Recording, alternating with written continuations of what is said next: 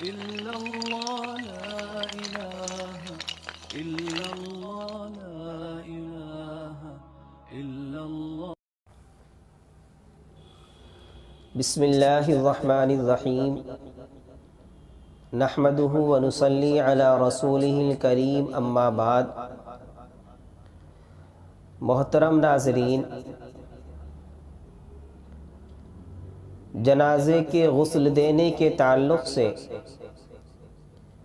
عوام کے درمیان ایک مسئلہ درپیش رہتا ہے کہ جنازے کو غسل دینے والا شخص غسل دینے کے بعد غسل کرے گا یا نہیں، یا اسی طرح جنازے کی چارپائی کو اٹھانے والا شخص چارپائی اٹھانے کے بعد وضو کرے گا یا نہیں. بعض روایات میں آتا ہے کہ غسل دینے والا جو میت کو غسل دے رہا ہے وہ غسل دینے کے بعد غسل کرے گا، جو جنازے کی چارپائی کو اٹھا رہا ہے وہ چارپائی اٹھانے کے بعد وضو کرے گا. لیکن یہ روایات علماء فرماتے ہیں کہ یہ ضعیف روایتیں ہیں.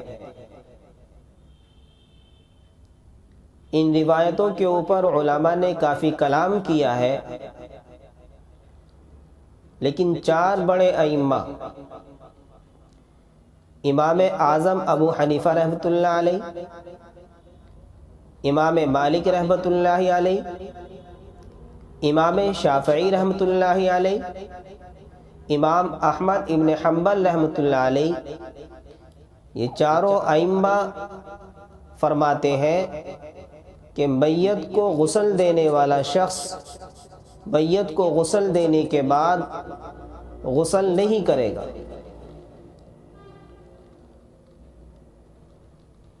اور یہ روایتیں جن کے بارے میں آیا کہ میت کو غسل دینے کے بعد غسل دینے والا شخص بھی غسل کرے گا، تو علماء فرماتے ہیں کہ یہ اس حالت میں ہے کہ میت کی جو گندگی تھی وہ ان کے جسم پر لگ گئی،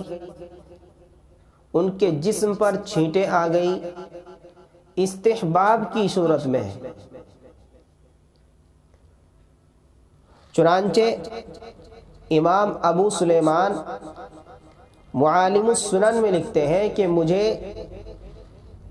کوئی ایسا فقیہ معلوم نہیں کہ جس نے میت کو غسل دینے کے بعد غسل دینے والے پر بھی غسل کے بارے میں لکھا ہو کہ وہ غسل کرے گا، یا یہ لکھا ہو کہ جنازے کی چارپائی اٹھانے کے بعد جو جنازہ اٹھائے وہ وضو کرے گا. یہ روایت میں غسل کا جو حکم دیا گیا ہے وہ استحباب پر محمول ہے کہ جس طرح جنازے سے جنازہ اٹھانے سے وضو لازم نہیں آتا، اسی طرح میت کو غسل دینے سے بھی غسل لازم نہیں آتا. دونوں حکم استحباب پر محمول ہوں گے. اس لیے عوام کے درمیان جو مسائل درپیش رہتے ہیں کہ غسل دینے کے بعد غسل دینے والے شخص بھی غسل کریں یا نہ کریں، وہ اس بات کو سمجھ لیں کہ غسل دینے کے بعد جن لوگوں نے میت کو غسل دیا ہے ان کے اوپر غسل نہیں ہے. ہاں اگر کر لیں تو بہتر ہے، اور جو ان پر چھینٹیں وغیرہ اس طرح کی آئی ہیں کہ جن کے صاف کر لینے سے دھو لینے سے کافی ہو جائے گا تو بہتر ہے، اور ان پر چھینٹیں زیادہ آ گئی، گندگی زیادہ آ گئی، غسل کر لیں. لیکن یہ ضروری نہیں ہے کہ وہ میت کو غسل دینے کے بعد غسل کریں گے یا جنازے کو اٹھانے کے بعد وضو کریں گے. یہ عوام کے درمیان مسئلہ درپیش رہتا ہے، اس لیے اس طرح کے شک و شبہات میں نہ پڑھ کر اپنے معتبر علماء کے پاس جا کر ان سے صحیح طریقے سے اس کی صورتحال معلوم کریں، اس مسئلے کی تحقیق کریں اور اس مسئلے کی تحقیق کر کر اس پر عمل کرنے کی کوشش کریں۔ اپنے آپسی اختلافات کو نہ بڑھائیں، آپسی بحث و مباحثے کو نہ بڑھائیں،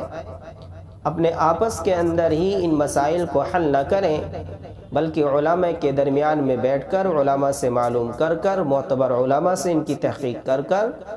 مسائل کو سمجھنے کی اور ان پر عمل کرنے کی کوشش کریں۔ عوام کی ذمہ داری ہے کہ اگر کوئی مسئلہ ان کی سمجھ میں نہ آئے تو اپنے علماء سے